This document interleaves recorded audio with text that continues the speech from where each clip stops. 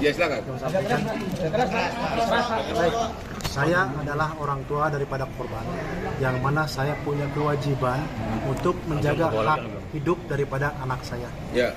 Dan ketika terjadi hal seperti itu, anak saya meninggal dengan keadaan yang memang perlu mungkin saya ambil langkah-langkah untuk mencari penyebab daripada meninggalnya, karena luka-lukanya yang saya lihat seperti ada hal-hal atau mungkin perbuatan-perbuatan lain, sehingga hati saya terketuk sebagai orang tua untuk mencari penyebabnya. Ya. Dan kebetulan ada orang yang melihat dan tanggal 31 Agustus setelah saya datang ke Jalan Perjuangan, di depan SMP 11 bertemu dengan saudara A dan D, dan kemudian dia menyampaikan kalau melihat kejadian tanggal 27. Ya. Saat itu sebagai orang tua saya punya keinginan untuk lebih mencari tahu. Oke, sebelum Bapak mencari tahu, Dede mengatakan di podcastnya si Dedi, katanya Dede itu berbohong, katanya dia berbohong karena Bapak suruh.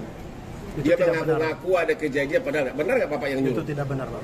Bapak akan laporkan ke polisi? Sudah kita laporkan. Sudah dilaporkan. Siapa yang laporkan? Siapa yang dilaporkan?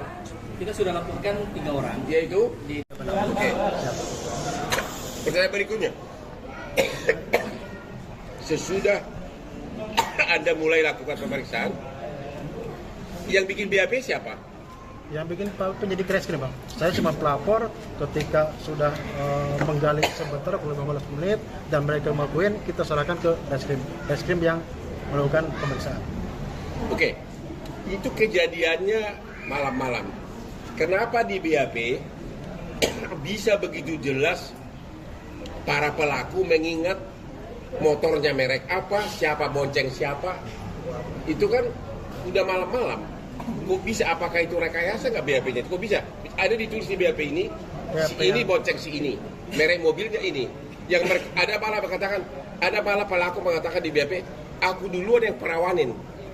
Ada lagi yang mengaku mengatakan, maaf, air maninya ketumpah di paha. Kok bisa sampai sedetail itu? Itu direkayasa atau memang begitu pengakuan para korban?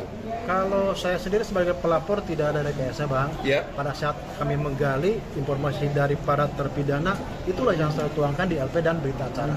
Kemudian penyidik reskrim melakukan pengembangan terhadap para terpidana tersebut yang dituangkan di berita acara. Maksud saya, apa mereka waktu itu dalam keadaan mabuk pelaku itu? Tidak, Bang. Mereka sehat. Gue batu gara-gara lu ah. Maksud saya gini, Pak, kok bisa di BAB dijelaskan, yakin nggak bahwa itu Peggy yang ditangkap adalah Peggy yang kemarin? Keyakinan tentunya di penyidik, Bang, ya. Bapak sendiri pribadi? Kan Egy sama Dede kan ngadu ke Bapak kan? Jadi menurut Bapak gimana? Peggy sama Dede. Bukan? Gimana, Bang? Aib sama Dede. Jadi Aib. siap. Aib sama Dede kan sumber dari Bapak. Betul. Pertanyaannya ada 3 nih. Yang apa? Fiksi apa namanya? Fiktif. Yaitu siapa? Egy sama Dada. Ya terutama Peggy dulu. Menurut Bapak itu Peggy yang kemarin dia di pra peradilan atau bukan? Bicara keyakinan, karena yang saya tahu hanya nama-nama yang disebut pada terpidana, Bang. Disebutkan terpidana. Kemudian terpidana tersebut dilakukan pengembangan polisi sama penyidik. Ya. Mungkin penyidik yang lebih jelas, Bang. Oh begitu. Siap. Kalau yang 2 lagi fiksi itu nggak tahu juga, Pak. Saya tidak tahu. Nggak tahu ya.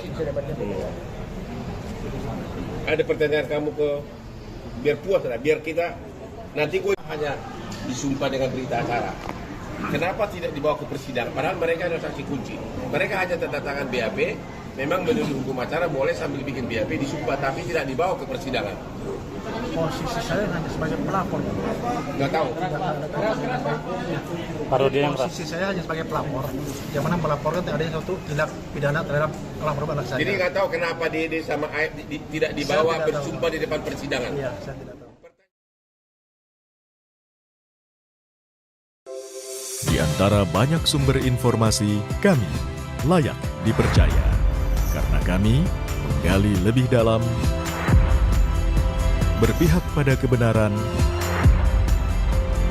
berpegang pada data dan fakta, agar layak Anda jadikan referensi. Kompas TV, independen, terpercaya.